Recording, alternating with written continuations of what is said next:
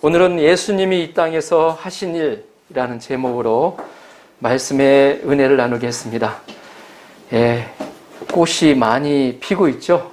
얼마 전에 보니까 목련도 피었고 사쿠라도 점점 많이 피는 것 같습니다. 오늘 날씨가 보니까 어제 22도까지 올라갔고 내일은 또 24도까지 올라간다고 합니다. 갑자기 많이 따뜻해져 가지고 꽃이 많이 필 것 같습니다. 또 3월은 또 우리에게 있어서는, 믿는 자들에게 있어서는 중요한 또 사순절이 있습니다. 지난 화요일 3월 2일부터 사순절이 시작이 되었습니다. 사순절은 무엇을 의미하는 것일까요? 또 왜 기독교에서는 사순절을 지켜오고 있을까요? 사순절은 대속 사역을 이루시기 위해 예수 그리스도가 겪으신 고난과 부활을 기억하기 위한 것으로 부활절 전 40일간을 경건하게 지내는 기간을 말합니다. 나를 구원하기 위해 이 땅에 오신 예수님이 가신 길을 함께 하는 것을 말합니다. 그래서 사순절을 한마디로 요약하면 예수님과의 동행입니다. 그래서 오늘은 예수님이 이 땅에 오셔서 처음 공생애를 시작하실 때 힘써서 하신 것을 함께 묵상하고자 합니다. 예수님은 가르치시는 것에, 말씀을 가르치시는 것에 힘쓰셨습니다. 천국 복음을 전파하시고 많은 병자들을 고쳐주셨습니다. 이 시간 사순절의 의미를 새기면서 예수님이 힘써서 하신 일을 묵상하며 사순절을 보내는 마음 자세를 새롭게 할 수 있기를 기도합니다. 아멘. 조금 전에도 말씀드렸지만 사순절은 대속 사역을 이루시기 위해서 예수 그리스도가 겪으신 고난과 부활을 기억하기 위한 것으로 부활절 전 40일간을 경건하게 지내는 기간을 말합니다. 그래서 교회에서는 보통 금식 기도도 하고 또 사순절 특별 새벽 기도회를 하기도 합니다.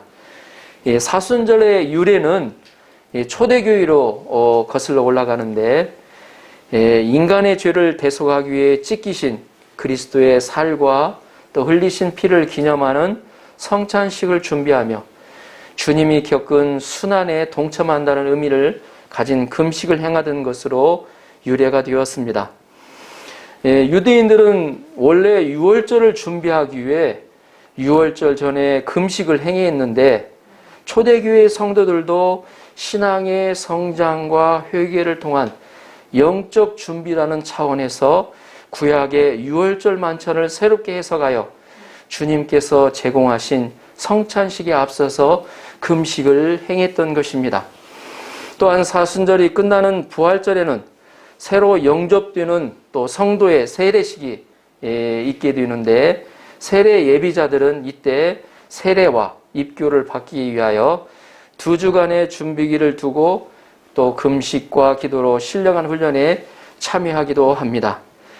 사순절의 이 습관으로서는 대표적인 것이 3가지가 있습니다. 그 첫째가 종려나무를 태운 채 혹은 숯으로 이마에 십자가를 그리는 풍습이 있습니다. 이것을 사순절이 시작되는 제수요일에 행해졌다고 합니다. 이때 사용되는 재는 지난해 종려주일에 사용했던 종려나무를 태워 만든 것으로 사람들은 그리스도를 대속의 죽음으로 이끌었던 인간의 죄에 대한 참여의 표시로 이마에 십자가를 그렸다고 합니다.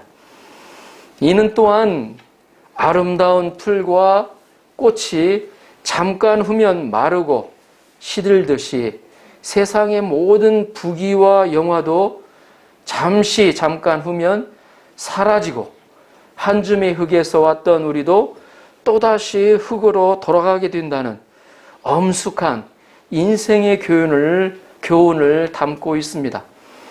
또한 언젠가는 하나님 앞에 서게 될 우리의 삶의 자세를 정비한다는 점에서도 그 의미를 가지고 있습니다. 두 번째는 금식인데 사순절의 가장 중요한 관습이었습니다. 시기와 장소에 따라 금식의 기간과 그 엄격성의 정도의 차이는 있지만 예수 그리스도의 고난과 구속 사역을 기리고 하나님 나라의 백성됨을 감사하며 그 백성된 자로서의 삶의 자세를 돌이키게 하는 금식 기도는 초대교회의 시대부터 행해져 왔다고 합니다. 오늘날 행해지는 금식 기도는 엄격했던 초기의 형태에서 많이 변형되어서 절식 기도의 형태로 행해지고 있습니다. 세 번째는 구제와 선행 베풀기입니다. 이 사순절에는 구제와 선행 베푸기를 앞서 행했는데 먼저 범죄한 인류를 위해 고난받으신 그리스도를 기억하는 의미에서 불우한 이웃을 위한 구제와 자선을 행했습니다. 특히 사순절에 행해지는 금식 기도를 통해 주님의 고난에 동참, 또 불의한 자신에 대한 회개뿐만 아니라 불우한 이웃의 배고픔과 가난을 생각하기도 하였던 것입니다. 하나님 나라는 말에 있는 것이 아니라 그 말의 실천에 있음을 기억할 때 하나님의 백성으로서 그리스도의 대속적인 사랑을 본받아 이를 실천하면 성도의 마땅한 자세를 할 것입니다. 또 사순절의 절기 안에는 6번째 주일을 지내게 됩니다. 그런데 각 주일에는 단계와 특색이 있습니다. 첫 번째 주일은 예수께서 하나님의 아들로 보내심을 받은 그 아들로서 공생애를 시작하기 전 광야에서 40일간 금식하신 후에 사탄에게 시험 받으셨음을 생각하며 지냅니다. 둘째 주일은 사탄의 시험을 이기시고 인류의 구원을 이루신 예수 그리스도를 생각하며 예배를 드립니다. 다섯 번째 주일은 고난 주일이라고 하는데 이 주일의 명칭은 주님이 자신에게 임할 고난을 제 아들에게 예언하셨던 것으로 유래한다고 합니다.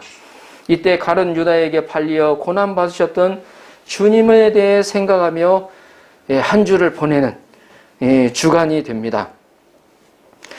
이렇게 사순절의 의미를 종합해서 생각해 보면 우리가 왜 사순절을 기억해야 하는지 생각해 볼 수 있습니다. 그것은 예수님이 가신 길을 동행하며 그로 인해 주어진 은혜를 기억하기 위해서입니다. 그래서 매년 이 기간이 반복되는 것은 어찌 보면 우리에게 축복이지 않나 생각이 됩니다. 우리에게 주어진 은혜는 절대 값비싼 은혜가 아닙니다. 값비싼 은혜입니다. 하나님이 친히 그 아들을 희생하심으로써 주어진 놀라운 은혜입니다. 어메이징 그레이스에서도 찬양으로 고백하고 있지 않습니까? 하나님이 친히 그 아들을 희생하심으로 주어진 놀라운 은혜를 기록하고 있습니다. 바로 그 은혜로 주어진 복음이 바로 예수 그리스도를 통한 구속입니다. 구원입니다. 그 예수 그리스도 가운데서 핵심은 바로 십자가와 부활을 가리킵니다. 예수님의 십자가의 죽으심을 통하여 우리의 모든 죄와 허물이 사함을 받게 되었습니다. 예수님의 십자가의 죽으심과 부활하심으로 말미암아 우리에게 죽음으로 끝나지 않고 다시 살아나서 영원히 살 수 있다는 증거를 보여주신 것입니다. 우리는 사순절 기간을 통하여 그 은혜를 기억하고 그 은혜에 깊어지는 시간이 되시도록 축복하며 기도합니다. 아멘. 저의 개인적인 간증입니다. 저는 그 꽃가루 알레르기를 가지고 있습니다. 그래서 이 3월달 기간이 가장 괴로운 때입니다. 3, 4월이. 저는 유독히도 더위와 추위를 잘 타기 때문에 그 다음 계절인 봄과 가을을 좋아합니다. 그런데 가온 이 꽃가루 알러지로 인해서 봄이 지옥과 같은 계절이 되고 말았습니다. 알러지 때문에 밖에 나가기가 부담이 되고 건강과 생활 리듬이 깨지고 그래서 매년 힘들다는 인식을 가지고 있습니다.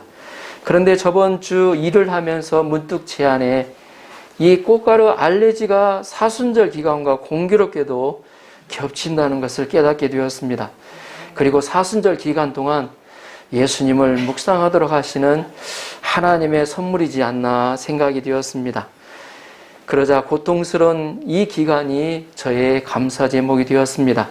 제가 사순절 기간 동안 꽃가루로 재채기를 하고 힘든 시간에 예수님을 깊이 묵상하며 영적인 열매를 맺는 또 얻는 기간이 되도록 기도해 주십시오. 이 시간 저와 같이 가온 알레르기로, 가온쇼로 고생하시는 분들이 계십니까? 그리고 해결되지 않는 질병으로 고생하고 있는 분이 계십니까? 힘들어 지쳐있는 분이 계십니까? 혹시 해결되지 않는 인생의 문제와 인간관계로 기나긴 터널을 걷고 있는 분이 계십니까? 사순절 기간 동안 예수 그리스도의 십자가 부활을 기억하고 해결받는 시간으로 삼아보시도록 주님의 이름으로 축복하며 기도합니다. 성경은 이렇게 기록하고 있습니다. 야고보서 1장 3절에서 5절입니다. 내 형제들아 너희가 여러 가지 시험을 당하거든 온전히 기쁘게 여기라. 이는 너희 믿음의 시련이 인내를 만들어내는 줄 너희가 알미라. 인내를 온전히 이루라. 이는 너희로 온전하고 구비하여 조금도 부족함이 없게 하려 함이라. 아멘. 오늘 함께 나눌 본문은 예수님이 이 땅에 오셔서 공생애를 시작하실 때 하신 일들이십니다. 예수님의 3대 사역이라고도 합니다. 예수님이 하신 일을 함께 묵상하며 예수님과 동행하는 시간이 되시도록 기도합니다. 23절을 보십시오. 23절 함께 읽도록 하겠습니다. 함께 읽어보겠습니다. 시작. 예수께서 온 갈릴리에 두루 다니사 그들의 회당에서 가르치시며 천국 복음을 전파하시며 백성 중에 모든 병과 모든 약한 것을 고치시니 아멘. 할렐루야. 예수님은 온 갈릴리를 두루 다니셨습니다. 다니시며 예수님이 하신 일이 무엇입니까? 첫째로 예수님은 두루 다니시며 회당에서 말씀을 가르치셨습니다. 가는 곳마다 회당에 들어가셔서 말씀을 가르치셨습니다. 여기서 회당이라는 말은 그리스어로 함께 모이다라는 뜻의 시나고게라는 유래한 것으로서 집회의 장소를 뜻합니다. 그 당시 이스라엘은 각 마을마다 말씀을 듣고 가르치는 회당이라는 장소가 있었습니다. 그곳에서 예수님은 하나님을 믿는 그들에게 말씀을 가르치셨습니다. 하나님을 믿는 그들에게 교육하셨습니다. 사람들이 하기 어려운 일이 두 가지가 있다고 합니다. 들으셨을 수도 있을 겁니다. 그 중에 하나가 내 생각을 다른 사람의 머리에 집어넣는 것이고 또 다른 하나는 다른 사람의 호주머니의 돈을 내 호주머니로 옮기는 것이라고 합니다. 가르치는 것은 예수님의 생각을 다른 사람의 머리에 집어넣는 것입니다. 우리는 말씀을 가르쳐서 예수님처럼 어두운 생각을 없애고 밝은 생각을 하도록 가르쳐야 합니다. 예수님은 회당에서 뿐만 아니라 가는 곳곳마다 말씀을 가르치는 데 힘쓰셨습니다. 말씀을 가르치실 때 때와 장소를 가리지 않으셨습니다. 집에 들어가시면 거기에서 말씀을 가르치시고 들에서나 갈릴리 바다 근처에서 말씀을 가르치시고 또 성전에서도 말씀을 가르치셨습니다. 제 아들도 예수님처럼 말씀을 가르치는 일을 힘써하였습니다. 사도행전 전반부를 보면 성령 강림 후 예루살렘에 회개하는 자들이 많이 나왔습니다. 3,000명, 5,000명이 회개하는 역사가 일어났습니다. 이 성도들이 많이 늘어나니까 어때요? 서로 교제하고 떡을 떼며 또 구제하면서 사람들이 많이 모이면 뭐가 생깁니까? 은혜도 많이 생기지만 또 문제도 많이 생깁니다. 그때 문제들이 좀 생기자 제 아들이 결단한 것이 있습니다. 사도행전 6장 5절. 우리는 오로지 기도하는 일과 말씀 사역에 힘쓰리라. 그들의 결단이었습니다. 제 아들은 말씀 가르치는 것과 기도하는 것에 힘쓰고 나머지 교제와 구제하는 일들 7명의 집사를 세워서 전담시켜버렸습니다. 사도 바울도 예수님처럼 말씀 가르치는 데 힘썼습니다. 그는 사랑하는 제자 디모데에게 이렇게 권면합니다. 너는 말씀을 전파하라. 때를 얻든지 못 얻든지 항상 힘쓰라. 범사에 오래 참음과 가르침으로 경책하며 경계하며 권하라. 아멘. 그러면 우리가 말씀을 가르치는 일에 왜 힘써야 합니까? 왜 이렇게 말씀을 가르치는 데 힘써야 할까요? 사도 바울은 그의 가장 마지막 서신서인 디모데후서에서 다음과 같이 권면하고 있습니다. 때가 이르리니 사람이 바른 교훈을 받지 아니하며 귀가 가려워서 자기의 소욕을 따를 스승을 많이 두고 또 그 귀를 진리에서 돌이켜 허탄한 이야기를 따르리라. 때가 이른다고 했습니다. 어떤 때가 이르냐면 사람이 바른 교훈을 받지 아니한다고 했습니다. 진리를 받지 아니한다고 했어요. 그럼 뭘 받냐? 귀가 가려워서 자기 사욕을 따를 스승을 많이 둔다고 했습니다. 자기가 원하는 대로. 우리 사사기의 마지막 부분의 말씀에 나오죠. 이 사사기의 주제인데 자기 소견에 좋은 대로. 이게 사사기의 주제입니다. 자기가 원하는 대로. 하나님이 원하는 대로가 아니고 자기가 원하는 대로 사는 것을 좋아합니다. 또 진리에서 돌이켜 허탄한 이야기를 따르리라 그랬습니다. 요즘 세상을 한번 보십시오. 얼마나 유혹하는 손길들이 많습니까? 그것은 바로 진리에 바로 서기 위해서입니다. 바른 교훈을 받지 아니하는 시대가 오고 진리를 떠나 허탄한 이야기를 따르는 시대가 오기 때문입니다.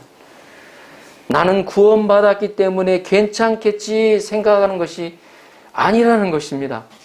그래서 많은 서신서에 사도 바울과 또 사도 베드로도 강조하고 있습니다. 뭐라고 했습니까? 깨어있으라고 강조하고 권면하고 있습니다. 우리의 믿음을 지켜내기가 힘든 시대가 이미 와 있습니다.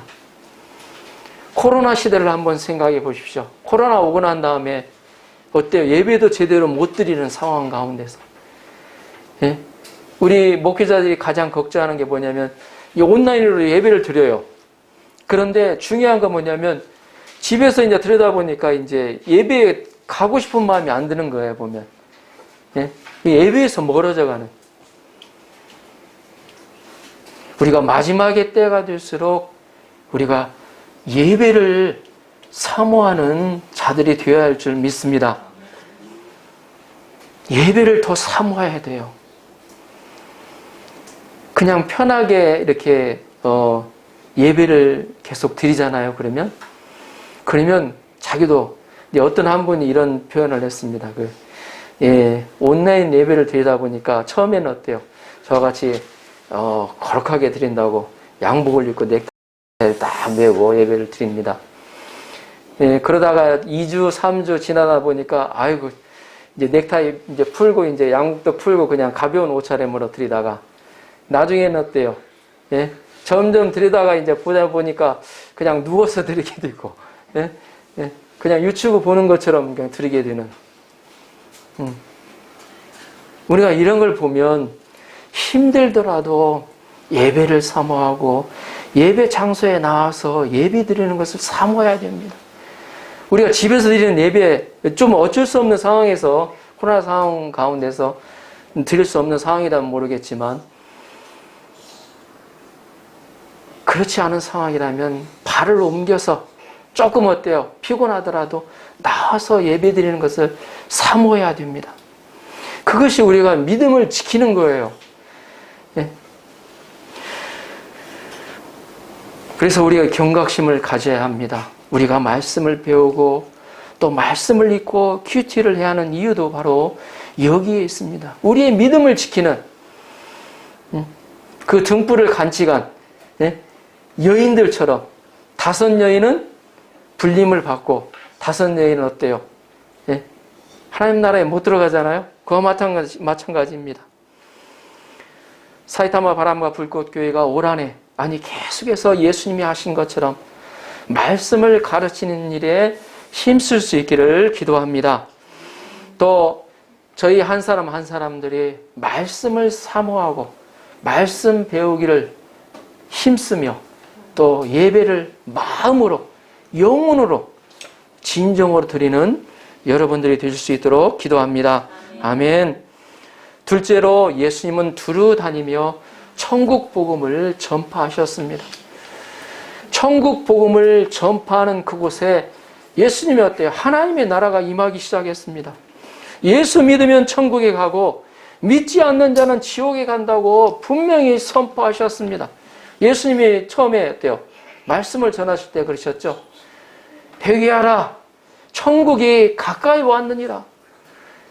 예수님이 오셨기 때문에 예수님이 어때요? 예수님이 지배하고 예수님이 어때요? 예수님이 왕으로서 그리스도가 왕이잖아요. 예수님이 다스리는 그곳에는 하나님의 나라가 임하게 되어 있습니다. 그 안에는요 모든 질병들이 다 떠나가게 되어 있어요. 해결되고 모든 문제들이 풀어지게 되어 있습니다. 믿는 자가 천국을 소유한 자요 믿지 않는 자가 지옥에 있는 자입니다. 우리는 천국이 가까이 왔으니 회개하고 복음을 믿으라고 선포해야 합니다. 우리가 먼저 예수 그리스도를 통해서 천국을 누려가는 것이 중요합니다.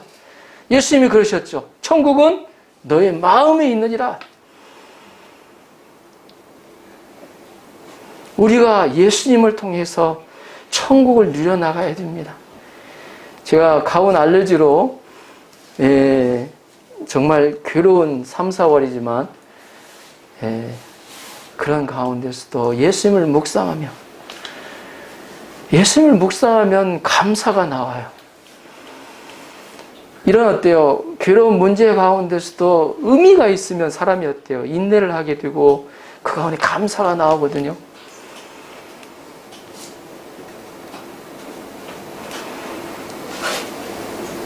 저는 요셉의 삶을 통해서 많은 은혜를 받습니다. 제가 대학교 1학년 때 제 성경을 공부하면서 예수님을 믿게 되었는데요. 대학교 2학년 때 요셉의 삶을 묵상하면서 요셉이 17살에 그때 노예로 팔려가서 30살에 총리가 되지 않습니까? 그 삶 가운데서도 또 어때요? 하나님 앞에서 그 어때요? 보디발의 그 부인이 유혹했을 때 그때도 어때요? 하나님 앞에서 어찌 내가 죄악을 범하려 하면서 거부를 하잖아요. 그러면 잘 돼야잖아요. 하나님 앞에서 어때요? 거룩함을 성결함을 지키고자 힘썼는데 근데 오히려 어떻게 됩니까? 감옥에 갇혀요. 그가 어때요? 13년 동안 애매한 고난 가운데 감옥에서 갇힙니다. 그런데 그런 삶 가운데서도 그가 어때요? 마음에 어둠이 없었어요.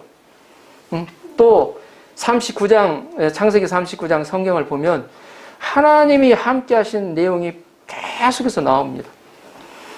그는 나와 함께 하시는 하나님을 계속해서 믿었어요. 또 하나님이 반드시 어때요? 그의 꿈대로 세우실 것을 믿었거든요. 하나님이 어때요? 그 믿음대로 하나님은 그를 축복하셨습니다. 저는